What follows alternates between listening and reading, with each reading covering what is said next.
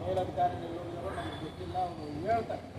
ಅದನ್ನು ಮುಂದಕ್ಕೆ ಏನು ಅಂತ ನಾವು ತೀರ್ಮಾನ ಮಾಡೋಣ. ಅವ್ರು ಹೇಳಿದ ಮೇಲೆ ನಾವು ಮುಂದಕ್ಕೆ ತೀರ್ಮಾನ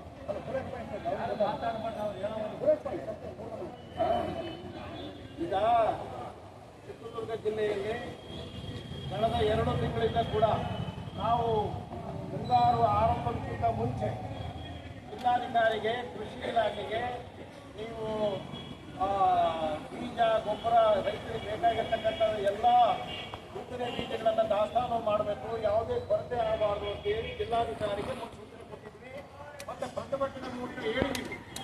ಆದರೆ ನಾವು ಸಾಕಷ್ಟು ಗೊಬ್ಬರ ಬೀಜ ನಾವು ದಾಸ್ತಾನು ಮಾಡ್ತೀವಿ, ಯಾವುದೇ ಕೊರತೆಯನ್ನು ಮಾಡ್ತೀವಿ ಅಂತ ಹೇಳಿದಂಥ ಜಿಲ್ಲಾಡಳಿತ, ಕೃಷಿ ಇಲಾಖೆ ಇವತ್ತು ಶಿವಮೊಗ್ಗದಿಂದ ನಾವು ತರಬೇಕಾಗುತ್ತೆ, ಬೀಜ ಗೊಬ್ಬರ ಬೇರೆ ಜಿಲ್ಲೆಯಿಂದ, ದಾವಣಗೆರೆಯಿಂದ ತರಬೇಕಾಗುತ್ತೆ, ಈ ಕಡೆ ಬಳ್ಳಾರಿಯಿಂದ ತರದಂಥ ಕೃಷಿಯನ್ನು ಇವತ್ತು ಈ ನಮ್ಮ ಚಿತ್ರದುರ್ಗ ಜಿಲ್ಲೆ ಮಾಡಿರೋದ್ರಿಂದ ಈ ಪ್ರತಿಭಟನೆ.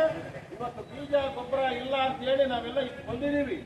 ಬಿತ್ತನೆ ಐತೆ, ಬಿತ್ತನೆ ಕಾರ್ಯಕ್ರಮ ಮಾಡೋದ್ರಿಂದ ಕಡಿಮೆ ಜನ ಬಂದಿದ್ದೀವಿ ಅಂತ ಏನಾದರೂ ಅಲಕ್ಷ್ಯ ಮಾಡಿದ್ರೆ ಜಿಲ್ಲಾಡಳಿತ, ನಾವು ಜೈಲಿಗೆ ಹೋಗ್ತೀವಿ, ಸರ್ಕಾರದ ಕಣ್ತರಿಸೋದಕ್ಕೆ ನಾವು ಜೈಲಿಗೆ ಹೋಗ್ತೀವಿ, ನಮ್ಮಿಂದ ನಮ್ಮ ಸಂಸಾರ ಬರುತ್ತೆ ಅಂತ ಹೇಳ್ತಾ ಇವರು ಮಾತಾಡಬೇಕು ಬಂದಿರ್ತಕ್ಕಂಥ ಸಮಸ್ಯೆಯನ್ನು ಅಂತೇಳಿ ನಾನು ಅವರಲ್ಲಿ ಮತ್ತೊಮ್ಮೆ ಕೇಳ್ತಾ ಇದ್ದೇನೆ.